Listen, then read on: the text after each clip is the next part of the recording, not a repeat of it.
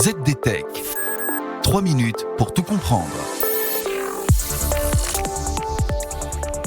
Bonjour à tous et bienvenue sur le ZDTech, le podcast quotidien de la rédaction de ZDNet. Je suis Pierre Benamou et aujourd'hui je mets la charrue avant les bœufs pour vous parler débit et latence de la 6G.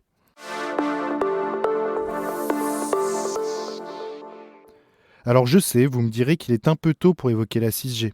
Et vous aurez certainement raison alors que l'infrastructure 5G commence tout juste à être déployée sur une partie du territoire français. C'est pourtant méconnaître la temporalité des acteurs du marché.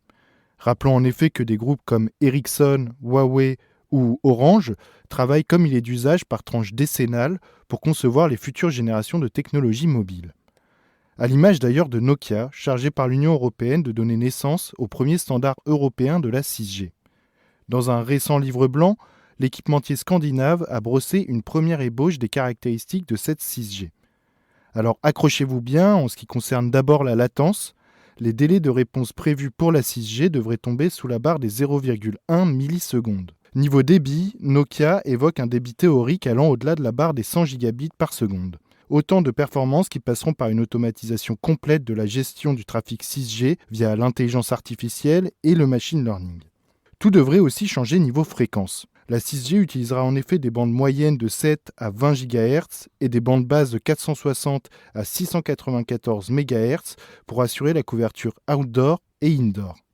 Autre nouveauté, la 6G s'appuiera sur les bandes THz, déjà utilisées pour des applications de météorologie ou d'astronomie. Alors, la 6G est une rupture technologique ? Eh bien, contrairement aux apparences, pas vraiment.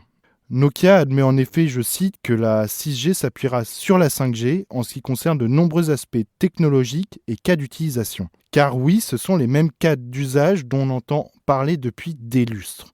Communication vidéo en temps réel, expérience holographique, jumeaux numériques, autant d'exemples déjà cités par les promoteurs de la 5G, de la 4G, voire même de la 3G. Mais contrairement à ses aînés, la gestation de la 6G s'écrit dans un contexte géopolitique bien plus complexe qu'auparavant. Alors que les tensions entre Washington et Pékin sont au plus haut, existe toute idée de collaboration sur un standard mondial. D'un côté, Huawei et les acteurs chinois se sont regroupés pour élaborer une 6G à la chinoise. De l'autre, les acteurs occidentaux planchent également sur leur propre conception du futur des technologies mobiles. Fort heureusement, ces derniers s'entendent tout de même sur un calendrier commun. Le travail de normalisation de cette 6G devrait en effet débuter aux alentours de 2025 pour une commercialisation prévue à compter de 2030. Et voilà, normalement on a fait le tour du sujet. Pour en savoir plus, rendez-vous sur zdnet.fr et retrouvez tous les jours un nouvel épisode du ZDTech sur vos plateformes d'écoute de podcasts préférées. ZDTech. 3 minutes pour tout comprendre.